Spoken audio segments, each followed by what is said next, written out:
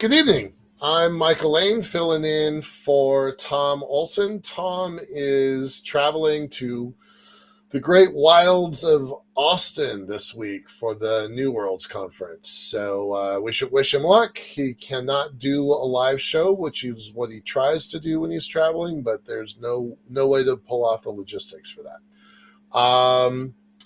Tonight we're gonna talk like we normally do about some of the interesting news. It's kind of a quiet news week this week, so not as much. And then we will pull our friend and guest Aaron Oesterle into the conversation. Sean, our producer, usually stays in the background, but today he is going to be joining us in the front, so that'll be kind of a fun change. And with that, let's get this party started.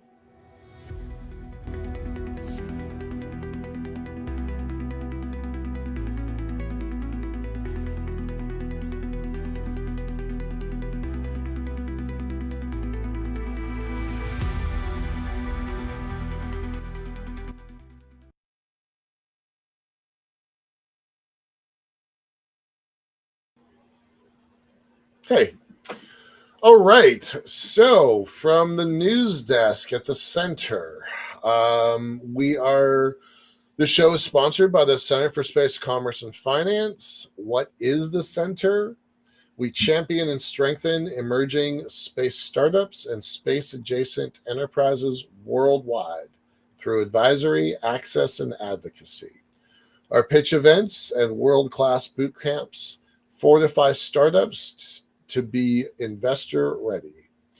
A lot of our work, especially this podcast, is supported by our listeners and fans like you. So please go to the Center for Space Commerce and Finance.space, cscf.space/support, and click that donate button.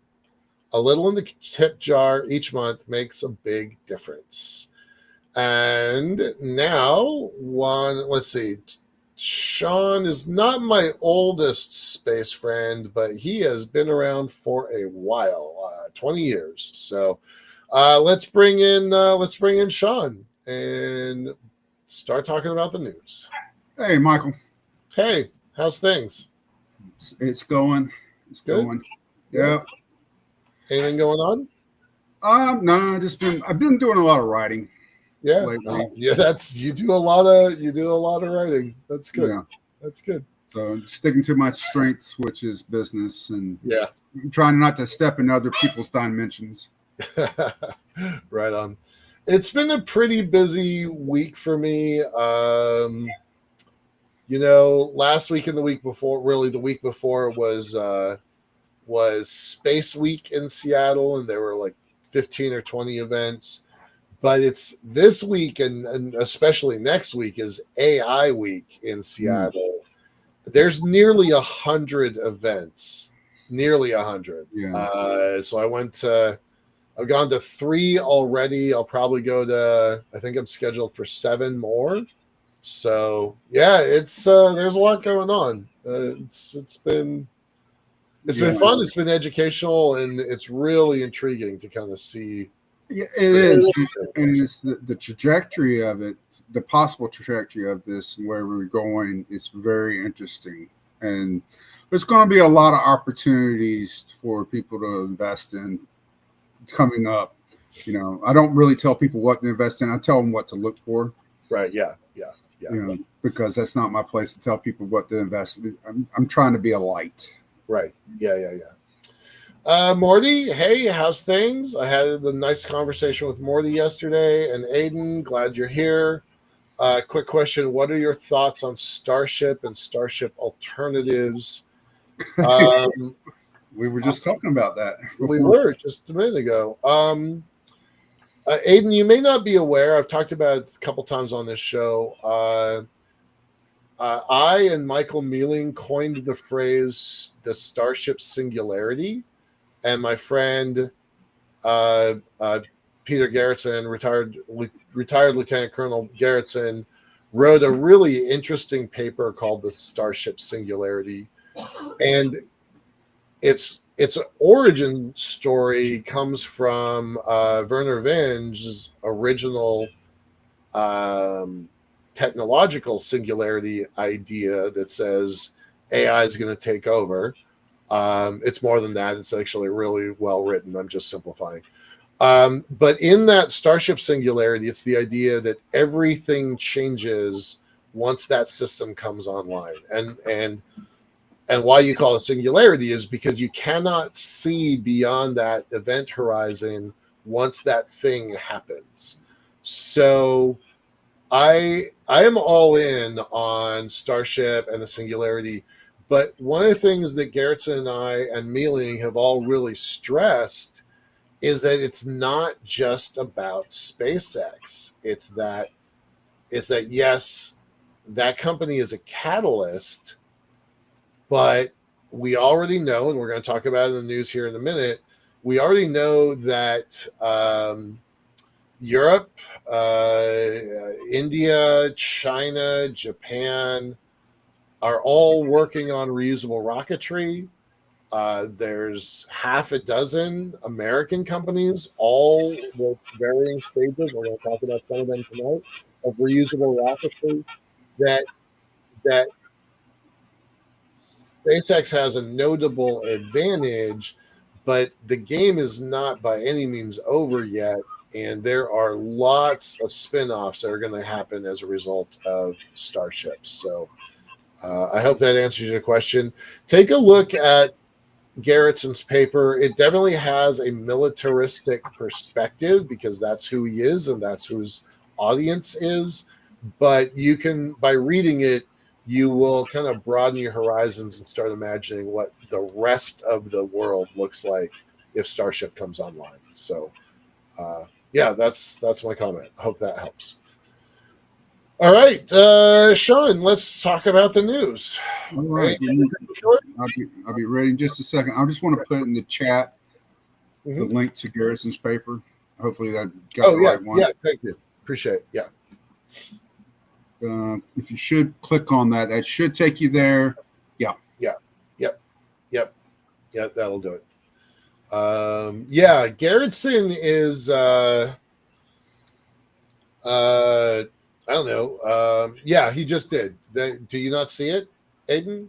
He just posted that link. Gerritsen is a big thinker in a formal think tank out of Washington, D.C. So his job is to think about how space is evolving. Again, he's got a military background, so he's got a military perspective on this. But he's quite knowledgeable and quite smart, and I'm pretty happy to say he's joining our team. So, I have a bias because I like the guy, but even if I didn't like the guy, he's really smart. So, yeah. Does that help? Yeah. Starship Singularity. Okay. Okay, great. Good. All right. Let's talk about relativity since we're talking about competitors. Let me put them in here. Just a moment. You got it, Sean, or I got it? I got it. I get it. Which one was it? I'm sorry about it. Let's just go with relativity. We haven't heard much from relativity in a while. They've been kind of quiet, to my knowledge. So, we were just talking about Starship Singularity, and I hope you know that Terran R, the R for their rocket, stands for reusability. So their first two rockets that were adequately successful led them to basically a complete redesign and rebuild. And this Terran R is their reusable version. So it's kind of cool to see. I haven't heard much about relativity for a while, so it's kind of nice. I was a little worried they were in trouble. But according to this article, things are pretty good, and it's going to be. And they're looking to take on SpaceX for a piece of that business. So I don't think they're going to take much away from SpaceX. I don't. That's going to be really hard to do, but I do think that they can enlarge the market. And I don't have a news article up here, but the Korean space company InnoSpace just got their launch license a couple days ago, and they're moving this direction also. So there's going to be quite a bit of rocket power, launch power coming online pretty quickly. Sean, you got anything? Yeah, I mean, the more the merrier, in my opinion, quite honestly. But I still think it's going to come down to here in the United States, just 2 or 3 key players. But I think SpaceX is still going to be the Coca-Cola, and everybody else is choosing Pepsi. Well, and it's everybody else combined doesn't get to Pepsi, right? At the end of this article, I'm just going to read it directly. The 42-meter tall Terran R with a published capability of launching in a reusable configuration 23,500 kilos. So that's 1/10. Is that right? I think it's 1/10 of or 1/5. No, I think it's 1/10. Yeah, no, it's 1/5. It's 20% of Starship. And it's in the same range as Falcon 9. So let me just keep reading. 22,500 kilos to low Earth orbit or 5,500 kilos to GEO. It's attempting to compete with other partially reusable vehicles like the Falcon 9, Neutron, New Glenn, along with fully reusable Stoke Space. Much like the Falcon 9, Terran R's first stage will land on an automated landing ship downrange after launch. So the playbook has been established. Yep. The Falcon proved that path works, and so folks are copying it. But that's 5 competitor rockets just in this paragraph. But one thing I am looking at is that a good chunk of SpaceX's launch are for internal operations for Starlink. Mm-hmm. So those other launchers are not going to have access to that kind of launch pace, where SpaceX has to before they're, but they also have deep pockets. So there's this opportunity for competitors to pick up the slack outside of SpaceX's demand. So I think we should see somebody come along. But like I said, they're not going to be the Coke. Coke's been established. So Coke's been established. All right. Next up, we're going to talk about the one of 2 mergers this week. Pardon me. Link and Omnispace. Now, I don't know who Omnispace is. I think they're connected. Well, they're out of Luxembourg, so they've got to be connected to SCS Global. But we've talked about Link a couple times. They were the first to prove direct-to-device capabilities. Our friend, and I'm certain that Aaron knows him because of his background, but Charles Miller started Link, and then also whatever that space group that met in DC that I suddenly can't come up with a name. I'll ask Aaron about it. He knows exactly what I'm talking about. Anyway, so Charles Miller has been a pillar in the space community for a long time. He was on Trump 1's transition team, and it's really kind of cool to see them merging.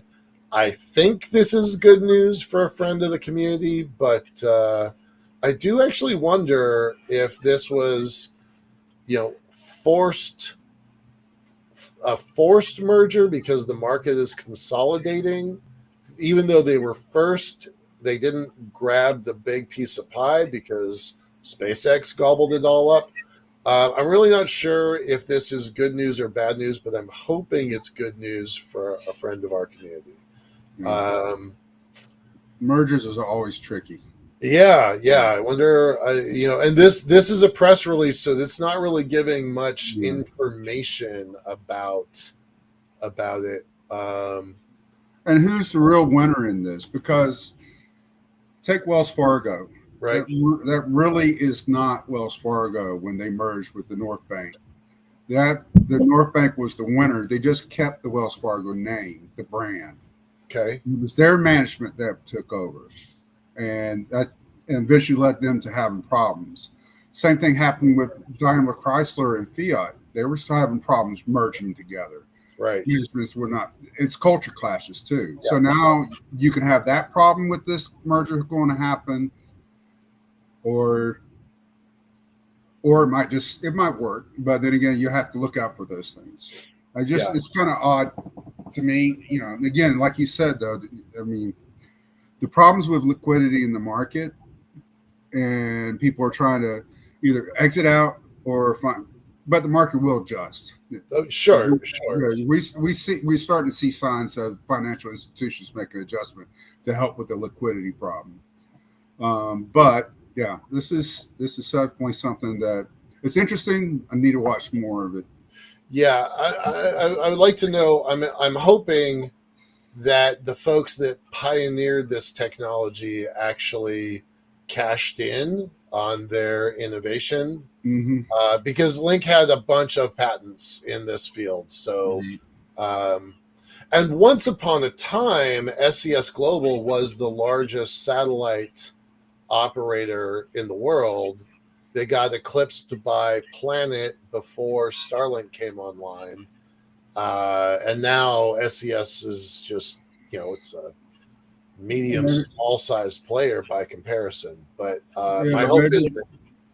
Go ahead. Maybe they're betting on that the merging their capabilities, their unique capabilities that they're bringing together, can give them a competitive edge. Yeah, that's what I'm hoping, is that because they've got a bunch of satellites, that it allows Link's technology to scale. So fingers crossed for everybody involved. All right, moving on quickly.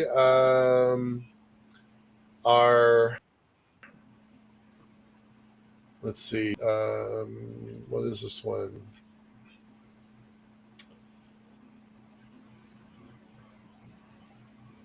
Sorry, I'm off on the wrong one here. I wanted to pull up the other merger story, and I suddenly don't see it, which is really peculiar. Oh no, here it is. Here we go. Sorry. Three companies in Europe decided to merge as a way of shoring up their business. Airbus, Thales and Leonardo decided that they are going to quote unquote combine their satellite manufacturing and services businesses. These are three vastly different cultures, all European, but very different cultures, very different communities, and a lot of very stakeholders.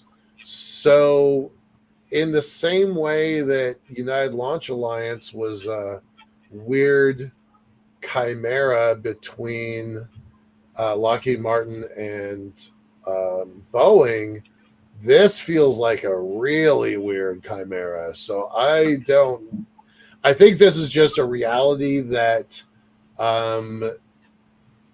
they can't compete against the SpaceX and the Starlink network in their current incarnation. But I really have some curiosity can pull this off. This is a blending from my perspective. The combination will employ 20,000 people with 6.5 billion euros in revenue based on 2024 figures. It is expected to generate, quote, triple digit millions of synergy starting after 5 years. So that seems kind of bonkers to me, but okay. The market didn't seem to care very much. 2% up for Airbus and Thales Alenia, and less than 1% change for Leonardo. So, yeah, the markets is like meh, but I think it's be harder than me. I think I'm concerned about that one. I think the markets are having concerns just like you are, and that's the reason why it's just whatever. Yeah. Because my problem with Airbus is that they have other things that they're interested in besides going to space. So that's the drag on That them. was Boeing's problem. Yeah. Yeah. And I honestly, precisely. you're gonna. It's almost getting to the point where you either are a space company or you're not. You can't dabble in it. And back for a while you could because you were the only player in town, but now you got companies that are zeroing in and focusing on that. I think that's going to be a challenge for these large companies that diversified. Could be wrong, I think, but then if you look at SpaceX, they diversified. They diversified Starlink, diversified into direct to customer. So, but they're within their domain. All right, let's move on. I'm going to not say a whole lot about this. I'm going to guess that Aaron, our guest, is going to say more. But NASA is already building Artemis 3. So what's the holdup with Artemis 2? Now, I love that headline. I'm just going to just chuckle at that headline. I don't really have anything else to contribute to this article. It gives a pretty reasonable evaluation about how hard Artemis 2 has been to actually get built and launched, and how Artemis 3 is creeping up behind it. And there's a possibility that Artemis 3 could launch before Artemis 2. I feel that's a little far-fetched, but not a zero chance. So I don't have anything else to add to this other than it's an interesting take. And it's like, look, space is hard. So Artemis 2 is slow and behind schedule, which we all know. So nothing else to add to that. You have anything, Sean? No, I really don't have anything. I focus on more of the commercial side and then what's going on at NASA. Yeah. All right, I'm going to skip it then.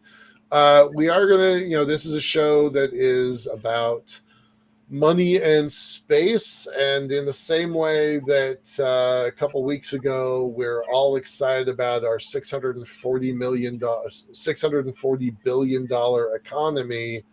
And then we put us side by side with Walmart at their 681 billion revenues for one single company.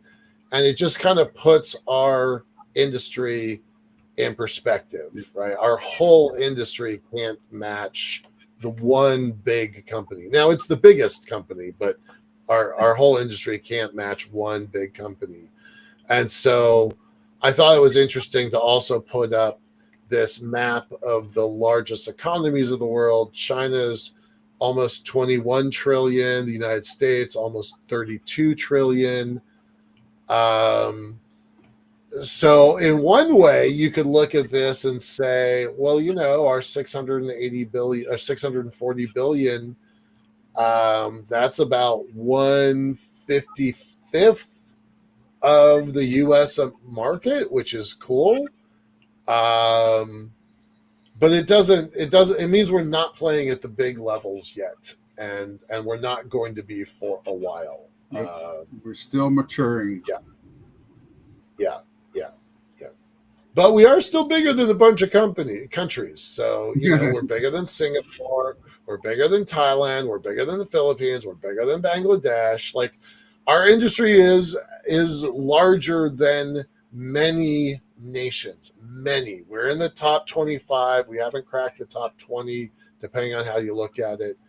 but we're a top 25 nation in terms of size and revenue. So, and we're growing. I think that's we're growing. Yeah, it is. Yeah. Yeah, and look, Switzerland is 1.1 trillion, and we're projected to hit the trillion mark in the next 5 years. And you add that to Japan with their $8 billion investment, and Germany with their $41 billion investment, and then the giant investment from JP Morgan at 150 billion a year. By the way, I did look into that more. Right. They're doing 150 billion a year for the next 10 years, so $1.5 trillion. What was the breakdown of it?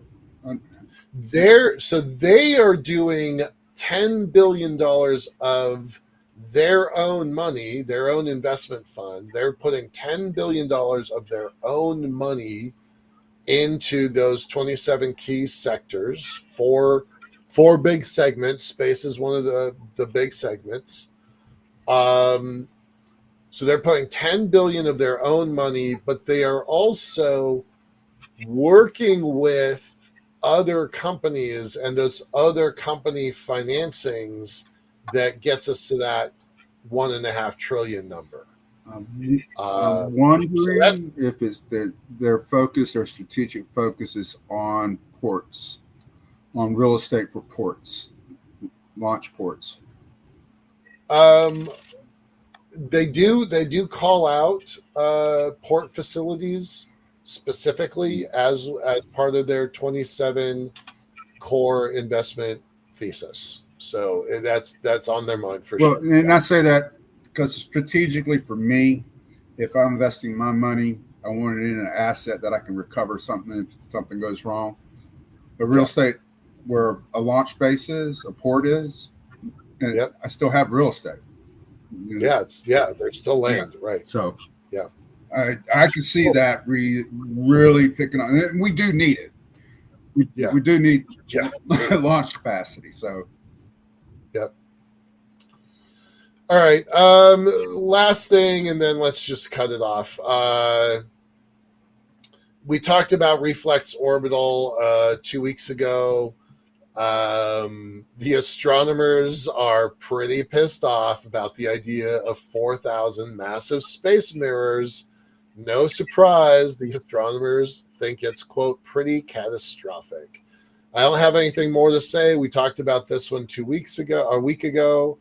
I have a lot of doubts about their plan, but their plan is to put, from a different article, it's not this one, but from a different article, they have an idea they've imagined where they have 250,000 reflector dishes in the sky, beaming power down to currently operating solar panel farms. There's going to be problems with that. So this article is referencing just the 4,000 reflectors that they want to start with, but they have a much bigger plan than that. So I have some doubts. I have some legit concerns about this. I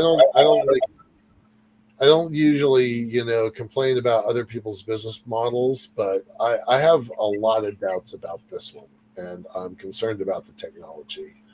Well, I wonder what they would say about, we've worked around the issue of not having light at night as far as civilization.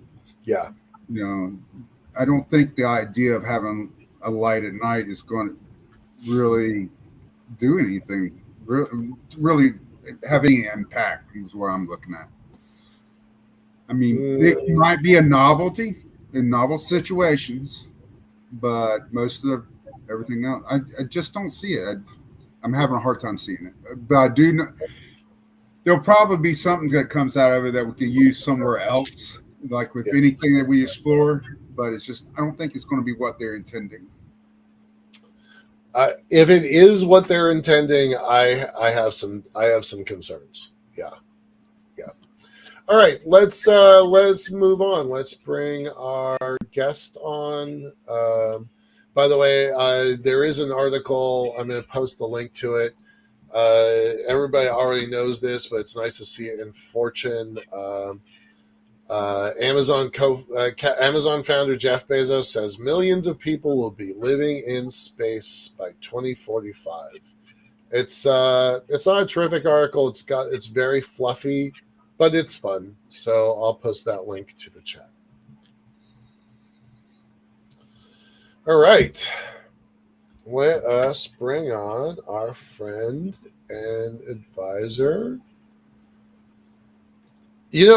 Aaron, I have wanted to call you Dr. Oesterle since the day I met you. You're not a PhD, right? No, I'm not. I am working on my master's, actually. I'm working on my independent study right now, which is going to be an interesting project because I am one of the I'm going to compare the Chinese lunar plan with the American lunar plan and see whose is more capable, and whether the Artemis program can actually compete with the Chinese. I have my personal opinions about where that stands right now, but I intend for it to actually be a formal, analysis that looks at the hardcore data and says yes or no.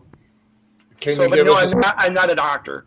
Can you give us a sneak peek and just say like leaning one way or the other? Because I'd like to know that. I'll put it this way. Personally speaking, I am skeptical. I'm nowhere near finished with the research. Yeah, but okay. like one of the things that has stuck out in my mind is how the current Artemis program, and this is not. I'm referencing what is funded and not what is proposed. Okay. I want to stipulate that up front. Okay. Artemis under the current program of record with SLS, Orion, and HLS and everything, they're going to fly every other year. That's one moon mission every other year. Whereas I have not looked at the Chinese hard, right. But if you're going to do a lunar base, just looking at what the resupply requirements for ISS, they're flying. Is it once a month, once every other month? Right. Like Mars, you do every other year, not the moon. So right. I have my suspicions, but they are suspicions. Okay. I want it to be. I really intend for this to be a hardcore look at the data. Cool. And when I have that, I'm gonna share and get it published and whatnot. I intend Excellent. For it to. Excellent. But no, I'm not a doctor. I did get my background in aerospace engineering, but as I always like to say, I'm a really bad engineer. You don't want me designing your rocket. Right.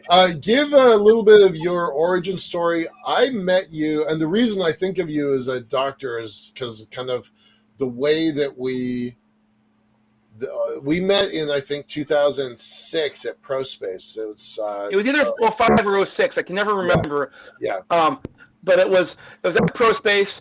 That was my first. That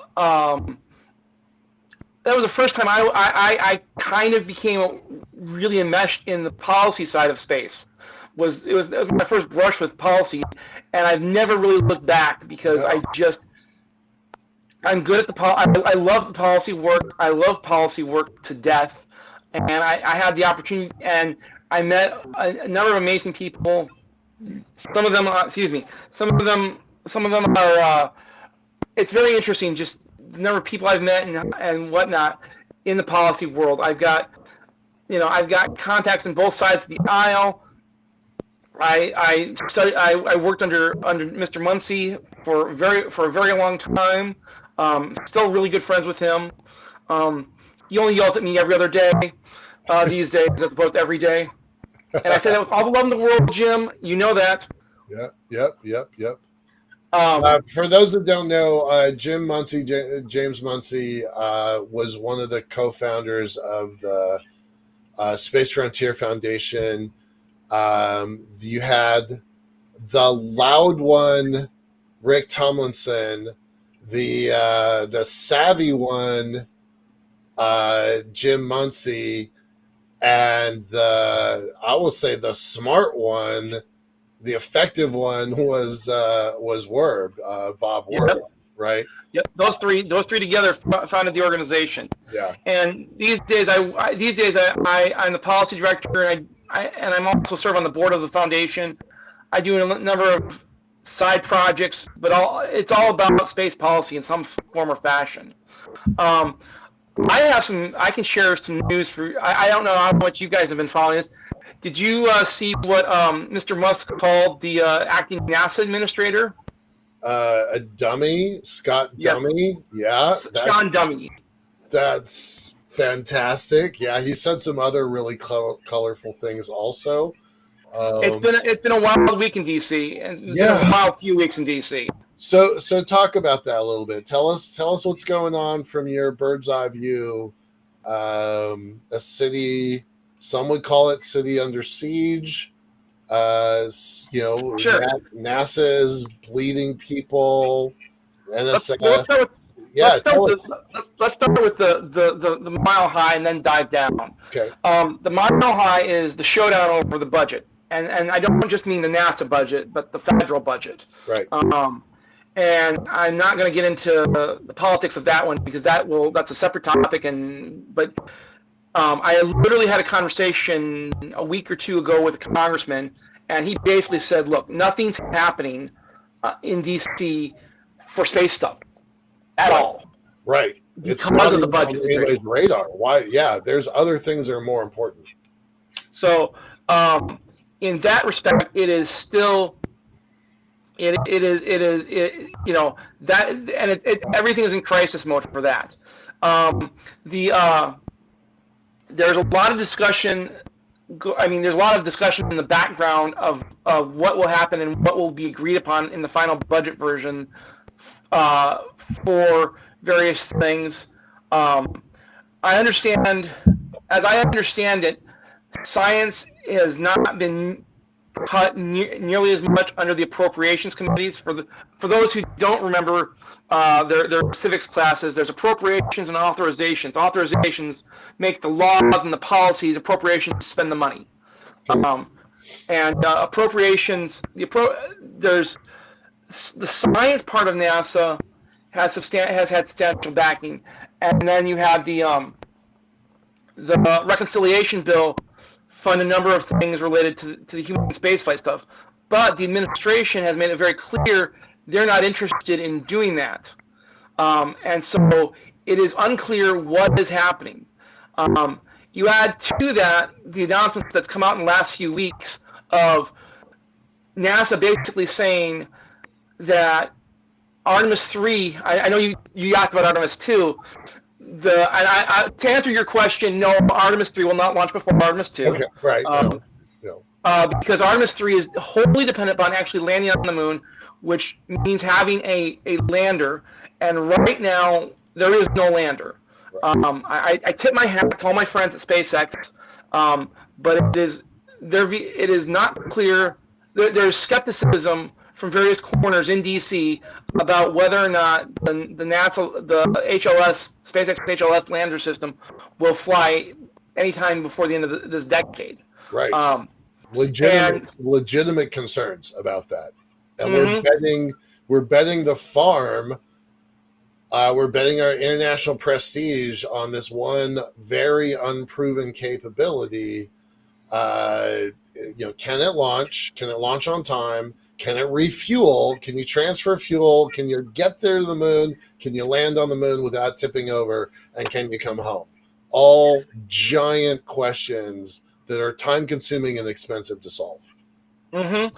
And so there's this push, and it happened, was it last week or this week? I don't remember. So much is happening right now, where Sean Duffy, the acting NASA administrator, basically said, I don't trust. I don't have confidence. I don't know how he said it, but basically, I don't have confidence in SpaceX. Right. And if they're going to, and so they are going to open up the contract and rebid the contract for Artemis 3 lander system.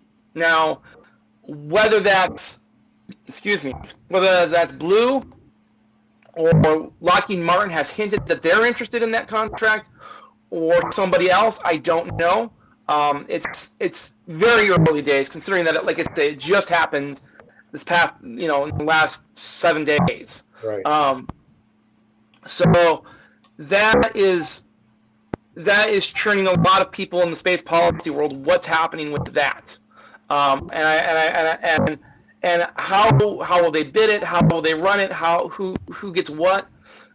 There was a very interesting article from Ars Technica about the Blue proposal. It was hinted. It hinted at their Lander Mark 1 strategy. Somehow using that. I'm not aware of the technical details, so I don't want to speak to it.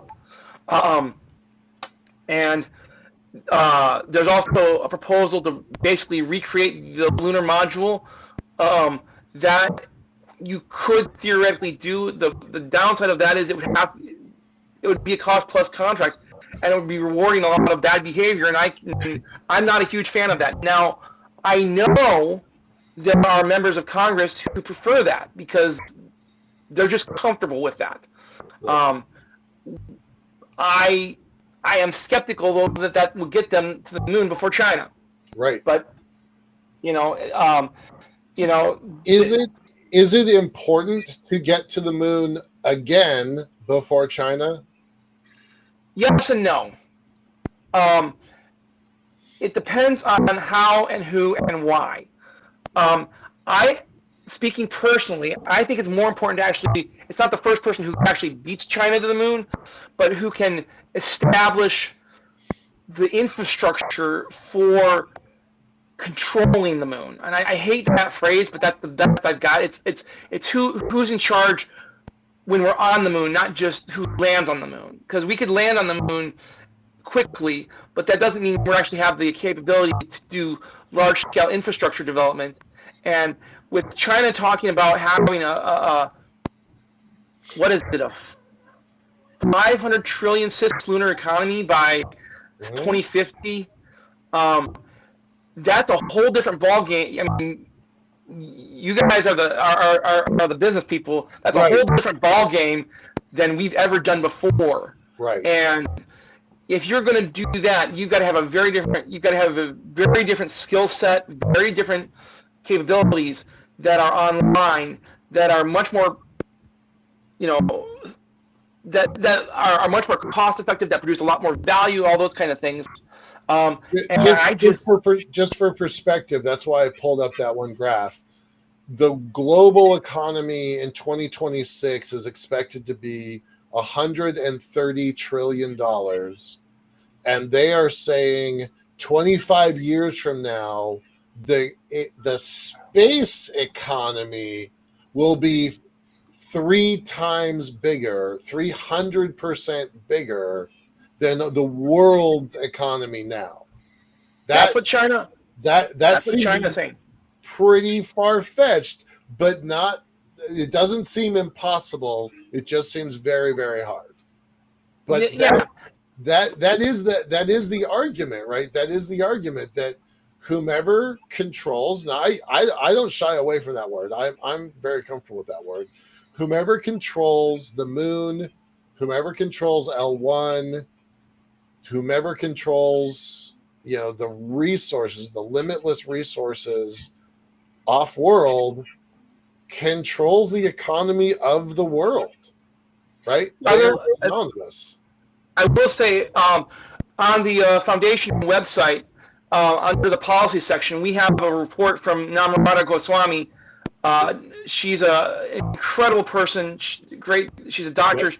I can't say enough of great things about her because she's just awesome. But she knows her stuff very well about China, and she lays it all out there for you, and it should scare you, like what they're proposing to do, how they're proposing to do it, that kind of thing. And I would recommend anybody go read it. It's pretty accessible. It's just look on the Space Frontier Foundation's website. So that's lurking in the background of all of this is how do you, where do you, what's the how do you grasp that? And I think we behoove ourselves if we don't take China as a threat seriously. Now that doesn't mean we can't engage with them, because I think at some level you have to engage with them. Yeah. But we also need to acknowledge they're not our friend. Right. They're for China. They're not for us. They're for China. Yeah.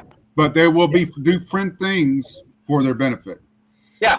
I mean, there's a great example of this. I had a conversation with Dr. Scott Pace, who's no dub towards China, but he basically said we need a system by which we can have conversation with China about things like radio operations. Right. Yeah. Because we don't want, if something happens, obviously we're both parties to the. For those who don't know, there's the Astronaut Rescue Treaty, which I can't remember its formal title, but it's out there. And if something happens, obviously we want to we would want to help them, and they would want to help us, and that kind of thing. And so that's you need those kind of things for constructive dialogue. Right. Now, how and why? I'm definitely a globalist, right? I went to International Space University for a reason. Like I want this, Star Trek vision of the future. But there's value in having a competitive, not combative, but a competitive nation state. I've said it before. I miss the old Soviet Union because the world was a more stable place when you had those two blocks. And so I don't think of China as the big boogeyman, but I do think that we should be aware and concerned about their potential threat. But that's something that keeps a lot of people up. And I will say, one of my colleagues at the foundation, Dr. Taylor Winkleman, she is an amazing woman. She knows another one who knows her stuff real well.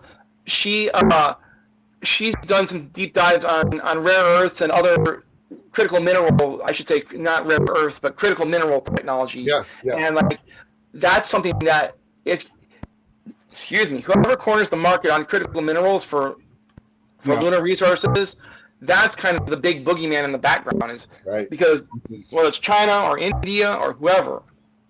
Well, let's talk about DC. Let's bring it back home. What can we expect from NASA? I mean, I'm not asking you to pull out your crystal ball. That's in about 5 more minutes or 10 more minutes.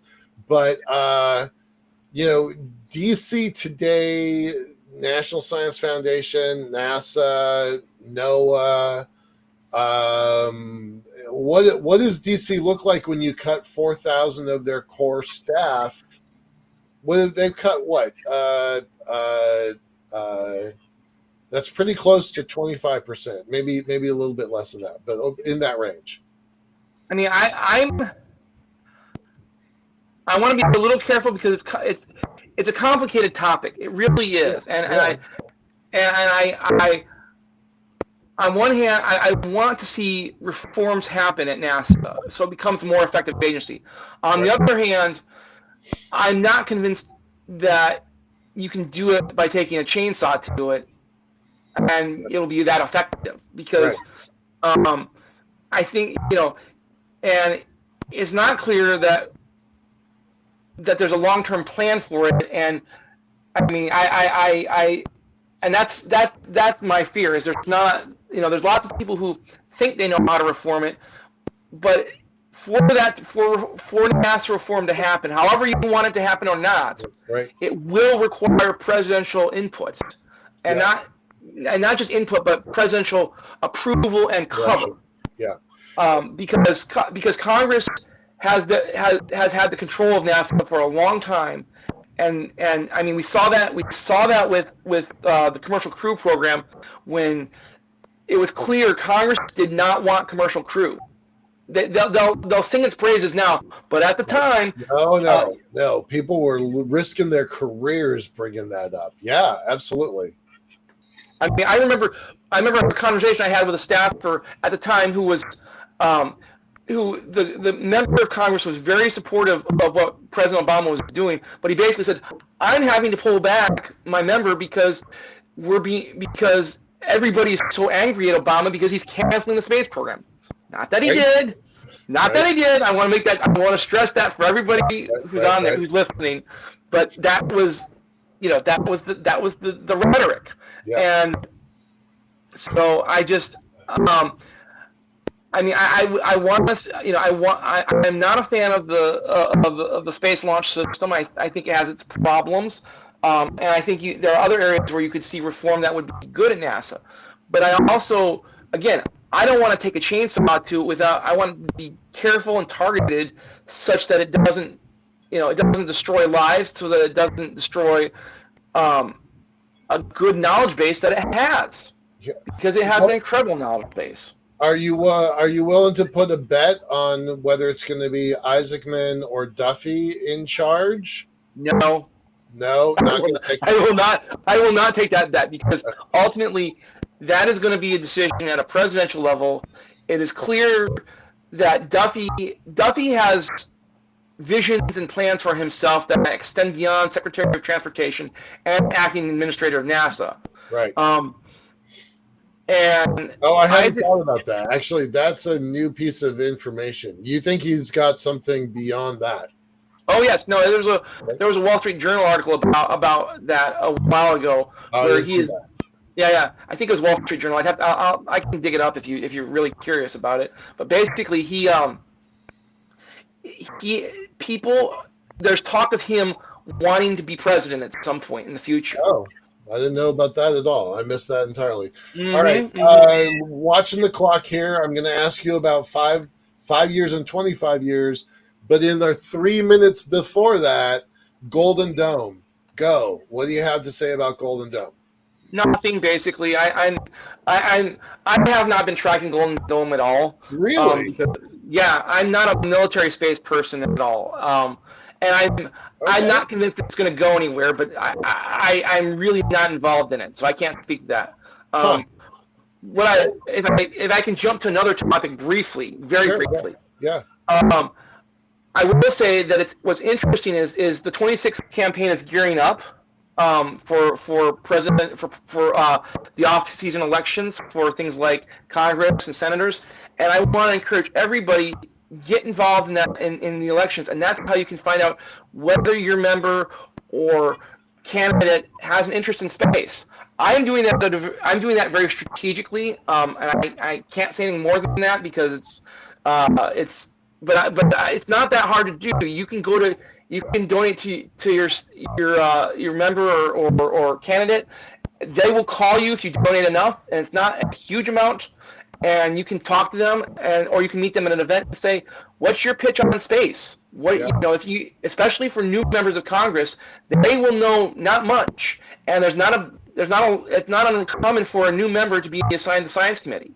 So I encourage everybody to get involved in their politics and find out more. I was, we started this conversation talking about pro space. That was a giant learning curve for me. I had so much fun with that. I got to meet, my congressman at the time was Jay Inslee. I'm from Washington State. He was a relatively young guy. Fast forward, he becomes the governor for 12 years. Fast forward, he signed a proposal that I put together for ISU. It took almost 15 years for that to happen, but it was really a profound thing for me to do, pro space. And I loved it. It was so effective. I will say, if I can add one more pitch in, we do the Mark Storm event still. We're starting the process for it, and love to have everybody come out for that. It's a lot of fun. You learn a lot about how the government works, and you help move space policy forward. I love it. I'm going to particularly, we've got a couple fans that are regulars here. There's two guys. They're relatively young, in particular, that they know who I'm talking about. Definitely join that March Storm in Pro Space. It happens in March, so kind of be prepared to go to Washington D.C. for a week. There's training. There's you meet a lot of really interesting people there, and it's eye-opening and powerful. All right, in our last few minutes here, so 5 years. Imagine, pull out your crystal ball, shake that magic 8 ball. Tell us what the next 5 years look like, and then also tell us what 25 years looks like. Okay, so we'll start with the 5 years. Let's see, that puts us into 2030, right? Mm-hmm. I'm doing the math right? Okay. We'll have, I suspect we'll have 2 commercial space stations up there. We will see reusable rockets flying pretty frequently. I am not convinced that SpaceX is going to be the Coke. I like a big playing field, and the reason is I think the market is still very undetermined. You have to, and I won't get into that, but I think there's a lot of market that has yet to shake out when it comes to launch and how it's going to shake out. But I think we'll see a number of reusables. SpaceX, not Coke, is actually a pretty. Them's fighting words in some places. I respect what SpaceX is doing, but I see a lot of things happening that could differentiate how it happens. Now I could be wrong, and I've been wrong on other things, so this is just my speculation. That's the idea behind the Starship Singularity, is that it's not just SpaceX, but SpaceX is a catalyst for a bunch of other stuff. So inspiration. Cool. Interesting. What's 25 years look like? I would like to see. I would hope to see some major space industrialization happening. So I'd love to see, resource extraction. I'd love to see space solar power stuff happen. I think that there will be stuff like that happening. We will have had our space internet moment, I think, within the next 5 to 10 years. And so I would not be surprised to see the I don't know if it'll be 500 trillion, but or whatever the number is they propose. I can't remember if it's 500 trillion or 50 trillion, but I could easily see some mark of that, a significant chunk of that happening in the space economy. Brilliant. Beautiful. All right, cool. Thanks a lot, Aaron. We'll see you again soon. The note in the chat is actually Morty did do March Storm last year, and his comment is it was great. So good job, Marty. Thank you, Morty. All right, Aaron. We'll see you. We'll see you in March. Probably sooner than that, but I'll see you in March for sure. Okay. All right. Thanks. Thanks a lot. Appreciate it. All right. Well, that's our show for the evening. Sean, who's our guest next week? Christopher Lee.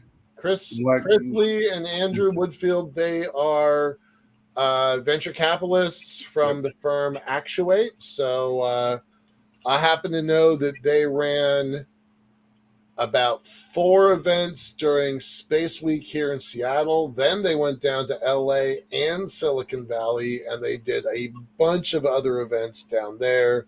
So they have a lot of news to report from their various travels. So we always love getting venture capitalists on our show, the folks that actually write checks. They're the lifeblood of this industry. So getting it directly from those folks is important. And on that note, for Sean Key and our missing fearless leader, Tom Olson, I'm Michael Lane. And I'm Sean Key.